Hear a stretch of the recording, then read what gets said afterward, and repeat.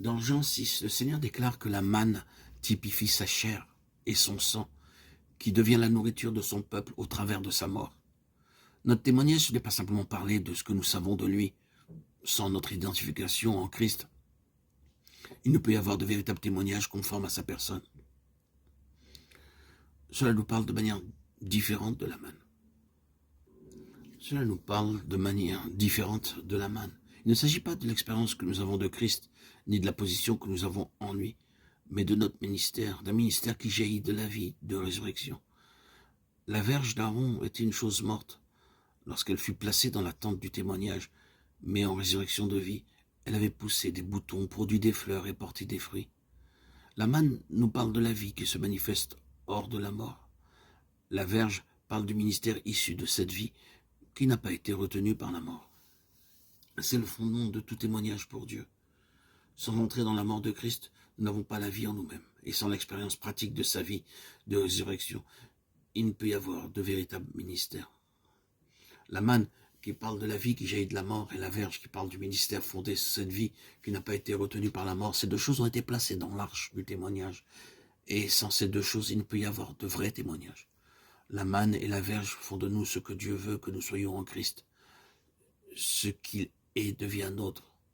Avec une telle vie, la manne, et avec un tel ministère, la verge, nous avons le véritable témoignage.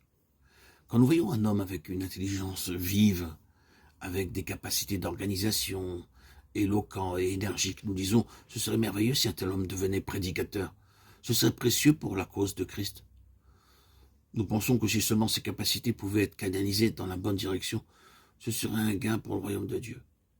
Mais Dieu n'utilisera jamais les capacités naturelles, même si elles sont canalisées dans le domaine spirituel. S'il doit y avoir un témoignage du Seigneur, alors tout doit procéder de lui.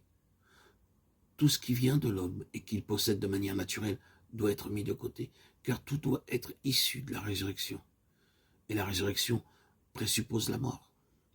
Quel est le problème avec la chrétienté érigée en système aujourd'hui? Les ressources humaines sont utilisées pour l'œuvre divine. Si ce témoignage doit être celui du Seigneur, alors nous devons non seulement mourir à nous-mêmes, mais aussi à nos capacités naturelles. Tout ce qui est charnel doit être répudié, car la vie spirituelle, c'est la vie hors de la mort.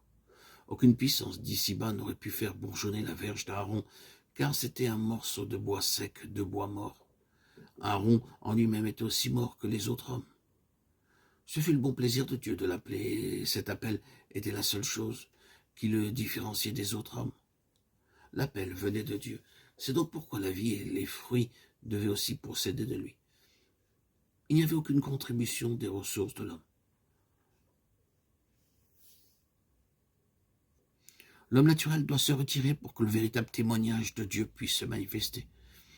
Il n'y a que ce qui vient de Dieu qui peut avoir de réelles valeurs. Dieu doit être à l'origine. Il doit être l'origine et la cause de toute œuvre spirituelle.